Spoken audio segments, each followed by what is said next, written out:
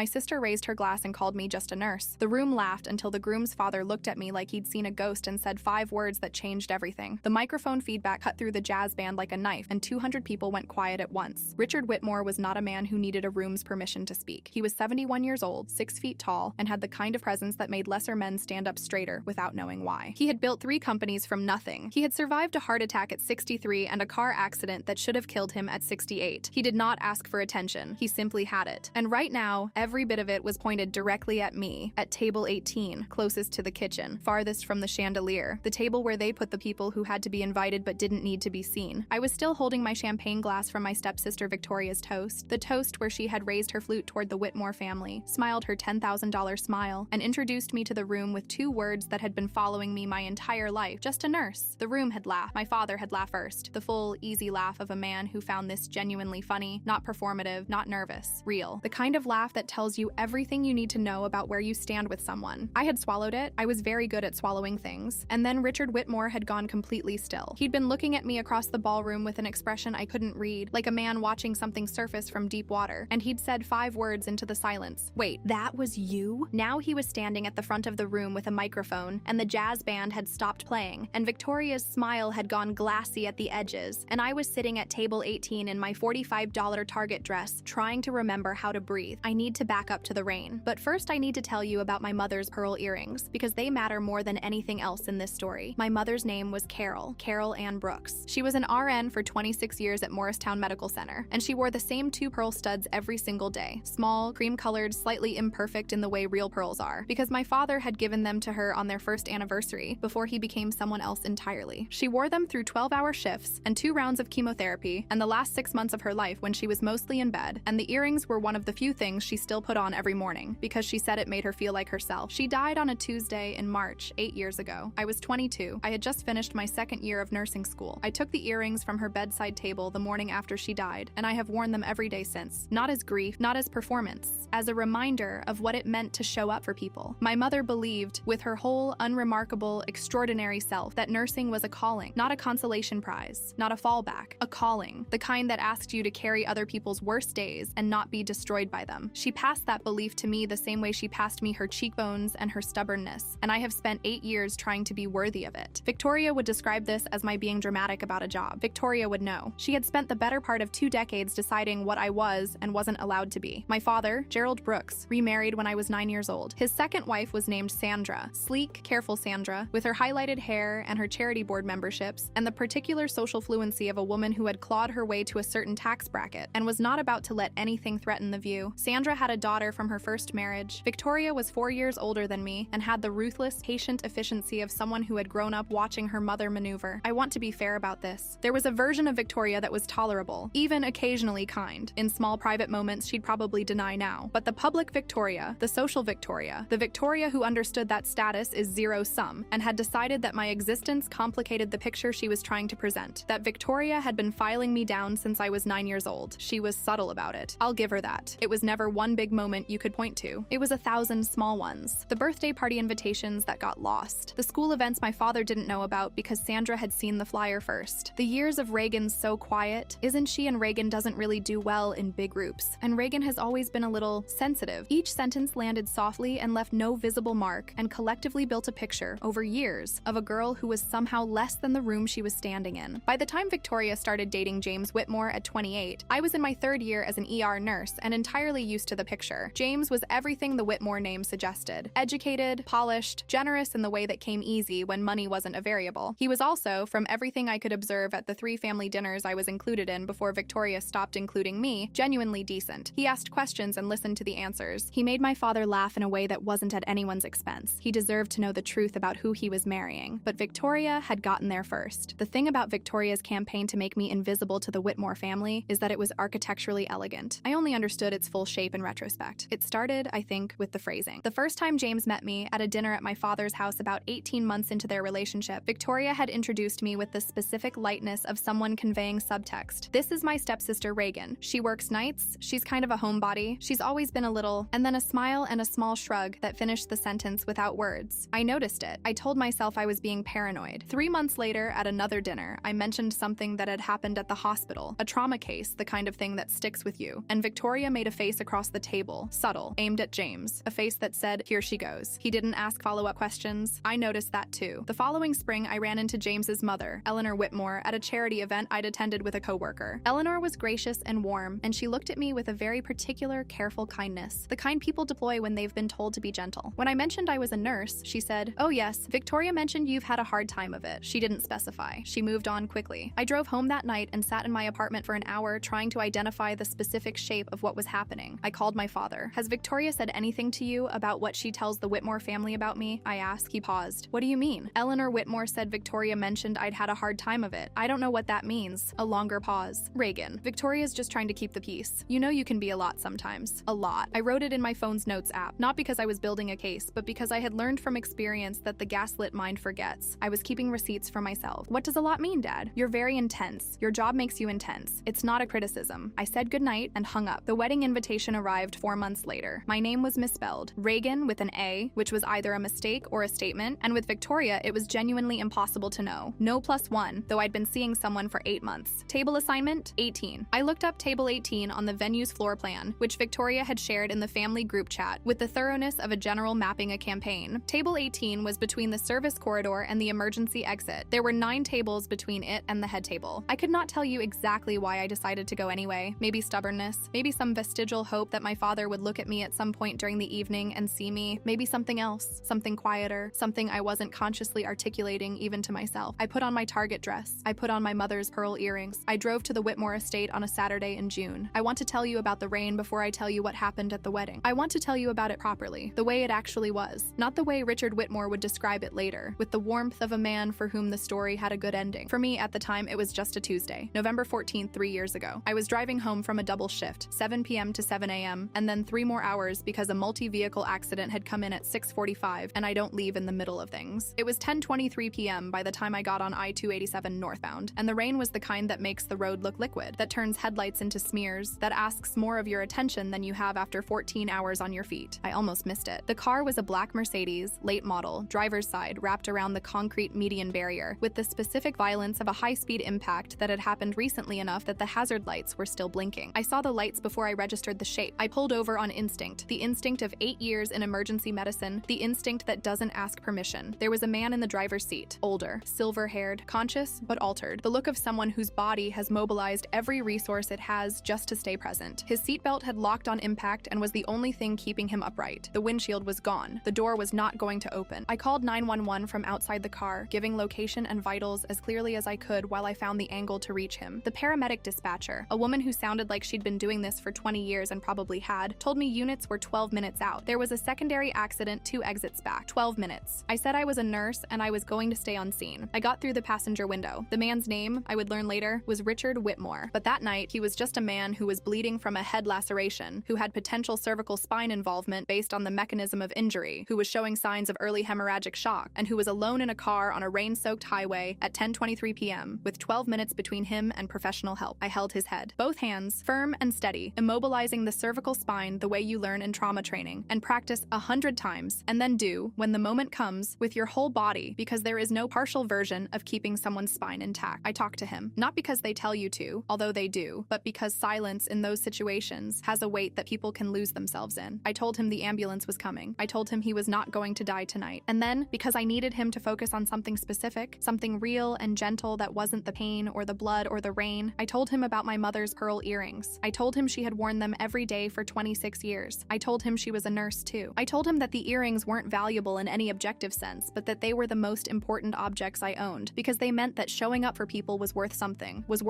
even when it cost you. He stayed conscious. He stayed conscious for 47 minutes, until the paramedics arrived and I stepped back and gave them the handoff report the way I would have in my own ER. Mechanism of injury, neurostatus, cervical spine precautions, estimated blood loss, and they looked at me with the particular expression of paramedics who have arrived at a scene and found it better managed than they expected. Richard Whitmore went to St. Luke's University Hospital. The surgical team that received him included Dr. Anitha Rajan, trauma surgery attending, and Dr. Marcus Fell, neurosurgery fellow, both of whom would later note in the patient's chart that the cervical spine management at scene had likely prevented a life-altering or fatal spinal cord injury. I know this because St. Luke's sent me a formal commendation letter 6 weeks later, signed by the chief of surgery, Dr. Harriet Voss. I put the letter in a folder. I didn't tell anyone. There is no satisfying explanation for why. It wasn't false modesty. say. It wasn't indifference. It was something closer to what my mother used to say about the work. You don't do it for the story. You do it because it needed doing. I went back to work the next Tuesday. I never told anyone. Not my coworkers, not my father, not Victoria, not until Richard Whitmore sat down at table 18. He found me between the entree and the toasts. I had been sitting alone for most of the evening. The other guests at table 18 were extended Whitmore family acquaintances who'd been politely confused by my presence and had mostly migrated toward better positioned seats as the night progressed, because table 18 was the kind of assignment people apologized for before they abandoned you to it. I was eating my salmon and trying to decide at what point it became acceptable to leave a wedding you'd driven 90 minutes to attend, when I became aware of someone sitting down across from me, Richard Whitmore, in his tuxedo, at table 18 like he'd chosen it. He looked at me for a moment without speaking. "I've been trying to place you since you walked in," he said. His voice was quieter than I'd expected, not the voice he used for rooms, something more private. I told myself it couldn't be. The hair was different, the setting was different. I set down my fork. "But then Victoria introduced you," he continued, "and she said just a nurse." And I thought, no, that's not right. That's not the right word for what that person is. My chest had gone very still. And then I saw your earrings. His eyes were on my mother's pearl studs. Two small, imperfect, cream-colored pearls, catching the low light of the Whitmore estate tent. "You told me about them," he said. "In the car, on the highway." A pause. "In the rain." His jaw tightened, not in anger, in the specific way of a man who is keeping something contained because the room is watching. "It's you," he said. His eyes had filled, not dramatically, not suddenly, just with the absolute certainty of a man who has been carrying a debt for 3 years and has just found the person he owes it to. He stood up. He picked up the microphone from the bandstand. "Most of you know," Richard began, his voice filling the tent like the man filled a room, without apparent effort, by simple force of presence, "that 3 years ago, I almost died." Victoria's smile, from her position at the head table, was the smile of a woman watching her father-in-law do something she didn't yet understand but was prepared to welcome. This was the patriarch welcoming her into the family. This was the moment she had been building toward. She had no idea. "For 47 minutes, Richard continued. "Before any ambulance arrived, before any rescue equipment, before any professional help, one person kept me alive." He turned. He looked across 9 tables, past the Whitmores and the country club friends, and the business associates, past the chandeliers and the floral arrangements and the careful architecture of a wedding designed to say this family is something. He looked at me. "Her name is Reagan Brooks." His voice dropped lower and somehow carried further. "And 20 minutes ago, in this room, she was introduced to you as just a nurse." The silence had a weight to it, the kind that settles in after the last vibration of sound, the kind where you can hear ice shifting in glasses. "Let me tell you what just a nurse means." He held the microphone like a man who had given speeches his entire life and understood that this one was different. "It means driving home after a 14-hour shift and stopping anyway. It means climbing through a broken window in the rain, in the dark, in broken glass, alone. It means holding a stranger's head perfectly still with your bare hands for 47 minutes so his spine doesn't sever. And you know, if you've met a nurse, that they know exactly what they're doing when they do that. It's not instinct. It's years of training, applied under pressure for a stranger in the middle of the night for nothing." He reached into his jacket pocket. He held up his phone, and on the screen, visible to the people nearest the stage, readable to the room by context, was a document, a letter, hospital letterhead, and at the bottom of it, a signature I recognized. Dr. Harriet Voss, Chief of Surgery, St. Luke's University Hospital. "The surgical team's official assessment," Richard said, "was that the cervical spine management at scene likely prevented a life-altering or fatal injury." Their words, not mine. He lowered the phone. "And while she was doing this," he said, "she talked to me, so I wouldn't lose consciousness. She told me about her mother's pearl earrings." He paused. "The ones she's wearing right now." The first person who started clapping was Eleanor Whitmore, Richard's wife, from the head table. She stood up when she did it, then the table beside her, then a spreading wave, not the polite wedding applause of people following social cues, but the real kind, the kind that has weight behind it that means something. 200 people stood up. I sat at table 18 and could not tell you what my face was doing. My hands were flat on the tablecloth. My eyes were burning in a way I was not going to let become visible if I could help it. Victoria had not moved. Her face had gone the color of the tablecloth. James was looking at her. The room took a long time to settle. Richard sat back down at table 18. There were people who came to him, hands extended, the social machinery of a party reasserting itself, but he stayed in his chair and let them come to him rather than move, and that gesture alone told me something about how seriously he meant this. He stayed until the crowd thinned. Then he looked at me across the table. "You never said anything," he said, "in 3 years." "No. Why?" I thought about how to answer that, honestly. "Because it didn't need saying," I said. "You walked out of the hospital. That was the point." He was quiet for a moment. "Your stepsister told my son you had mental health issues," he said. His voice was careful. "That you were prone to instability. That including you in family events was complicated. The salmon was cold on my plate." I looked at it. "I know," I said. "You knew she was telling them that." "I suspected," I said. "I didn't know the specific words until now." His jaw tightened again. "My son believed her. My wife was careful with you at events because she'd been told to be gentle." He shook his head, a small, precise motion. 2 years of deliberate misinformation. "She's thorough," I said, which was true. I had always given Victoria credit it for thoroughness. She's going to answer for it, Richard said. And then James arrived at the table. James Whitmore, in the months I had observed him from table 18 and farther, had always seemed like a man who processed things carefully before he spoke. He sat down in the chair Richard vacated, looked at me for a moment, and said, "Tell me what you know. All of it. Whatever she's told you, whatever you've noticed." I told him. Not everything. There were years of small things that would take days to catalog, but the shape of it. The introductions calibrated to lower the ceiling. Eleanor's Victoria mentioned you've had a hard time of it. The invitation with my name misspelled and no +1 and table 18. The family dinner where Victoria's face had made the statement she hadn't needed to voice. I pulled out my phone. The Notes app. 18 months of small observations, quietly documented. James read without speaking. When he finished, he set the phone down and pinched the bridge of his nose with 2 fingers. He did this for perhaps 5 seconds, a man compressing something large into a manageable shape. Then he walked to the head table. I could not hear the conversation. The band had resumed tentatively, and the tent noise had rebuilt to something close to normal, and they were close together and speaking quietly. But I could see it. Victoria's hands going to her necklace, the strand of diamonds James had given her for their first Christmas together. Her nervous habit. I'd watched her do it my whole life whenever something got away from her. James's face, not angry, worse than angry, resolved. Her trying to smile, the smile not working, and the tent was not as loud as she thought, or she had miscalculated in the specific way people miscalculate when panic overtakes precision. She should have stayed invisible. The table next to the head table heard it, and the table next to that, and the sound moved through the room the way sounds move in tented spaces, unpredictably and completely, and the 200 people who had just given me a standing ovation heard Victoria Whitmore Brooks say, on her wedding day, that her stepsister should have stayed invisible. The silence that followed was different from the silence after Richard's speech. That silence had been reverent. This one was the silence of 200 people simultaneously recalibrating every assumption they'd brought into the room. James's voice was very quiet. I read his lips for the first words. Here's what's going to happen. What happened in the days after the wedding I know partly from what I witnessed, and partly from what was reported back to me by people I trusted. I'll tell you only what I can verify. James hired a family attorney within 48 hours. Her name was Carolyn Reyes, and she had 23 years of experience in marital and family law in New Jersey, and she was, by all accounts, meticulous. The prenuptial agreement James had signed, standard for a Whitmore family marriage, contained a specific clause about material misrepresentation. Richard's attorney, a man named Douglas Park, who had been with the Whitmore family for 15 years, confirmed that Victoria's 2-year campaign of misinformation about me to the Whitmore family met the standard threshold. The marriage was 6 days old when James filed for annulment. Carolyn Reyes emailed me a week after the wedding to request a formal statement. I provided it. 22 pages of documented observations, cross-referenced with dates, including my Notes app entries, 3 emails from family group chats, and a screenshot of the original wedding invitation with my misspelled name and table 18 assignment, which I had photographed when it arrived because some part of me always photographed things. She thanked me and told me the statement was thorough. You documented all of this as it was happening? She asked during our phone call. Since I was 19, I said. I grew up in that house. You learn. A brief pause. Smart, she said. There was a custody and financial hearing 6 weeks later. I was not involved in it directly. What I know is that the prenuptial clause held that the annulment was granted on the grounds of misrepresentation, and that the social fallout in my father's world, the country club world, the charity board world, the world Victoria had spent 2 decades constructing herself into, was significant in the particular way that matters in those environments. Reputational, lasting, the kind that doesn't announce itself and doesn't go away. My father called me 3 weeks after the wedding. I let it go to voicemail. His message was 4 sentences. He said he hadn't known. He said he was sorry. He said he didn't know if I'd want to talk, but if I did, he was there. I listened to it twice. I did not call back immediately. I called Dr. Simone Adeyemi first. Dr. Adeyemi had her doctorate in clinical psychology from Columbia and had been my therapist for 2 years. I'd started seeing her after my mother died, stopped when I convinced myself I was fine, and restarted 8 months before the wedding when I stopped convincing myself. She had a particular way of asking questions that made space without filling it, and when I called her the Monday after the wedding and told her everything that had happened, she let me talk for 25 minutes straight without interrupting. When I finished, she was quiet for a moment. How does it feel? She asked, not meaning the wedding, meaning all of it, the accumulated weight of what had been named, out loud, by someone else, in a room of 200 people. I thought about Richard Whitmore standing at the front of the tent with a microphone, looking across 9 tables at me, like being found, I said, after a very long time of not being looked for. She didn't say anything for a moment, then, that's the right word for it. I called my father back 2 weeks later. The conversation was not easy, and it was not resolved in a single phone call. Those conversations aren't, and I'm suspicious of the version of this story where they are. But it was real, which is more than most of what had passed between us for 20 years. He cried, which I had not expected. He said I let her tell me who you were instead of watching for myself. He said it like a man who understood the specific failure that was. I didn't forgive him in that phone call, but I didn't close the door. Richard Whitmore sent a letter to the nursing administration at Morristown Medical Center where I worked. He sent a copy to the chief of nursing, one to the hospital CEO, and one to the New Jersey State Nurses Association. The letter described described the incident on I-287 in clinical and personal detail, cited Dr. Harriet Voss's commendation, and nominated me for the NJSNA's Professional Excellence Award, which I was told is one of about 40 given statewide each year and is not, as far as I'm aware, the kind of thing you get because a billionaire writes a letter. You have to earn it through peer review and documented patient outcomes and the opinion of people who have watched you work. I earned it. I want to be clear about that, but the letter didn't hurt. The night I found out I'd received the award, I drove to the cemetery where my mother was buried. It was November, cold but clear, and the sky had that particular depth it gets in late fall when the air is dry and you can see further than you expect. I sat beside her headstone for a while. I'm not going to tell you I talked to her. I'm not going to tell you I felt her presence or heard her voice or experienced anything that required you to believe in things beyond the ordinary. I will tell you that I touched my ear, just the left one where the pearl earring sits, and that it felt like something, like weight, like history, like showing up for people was worth something, even when it cost you, especially when it cost you. Victoria sent me one message, 11 weeks after the wedding. Not a call. She knew better than to call. A text, brief, in the middle of the night. I hope you're happy. I read it at 6:47 a.m. and coming off a night shift, standing in the hospital parking lot in the gray early light with my coffee and my badge and my mother's pearl earrings, I thought about answering. I thought about happy as a word, what it meant, what she thought it meant, what she believed she had done to me, and what she believed the last 3 months had done to her. I put my phone in my pocket. I drove home. Some things don't need an answer. The record had already spoken in a room of 200 people, and it had said everything that needed saying. She called me just a nurse. The room stood up.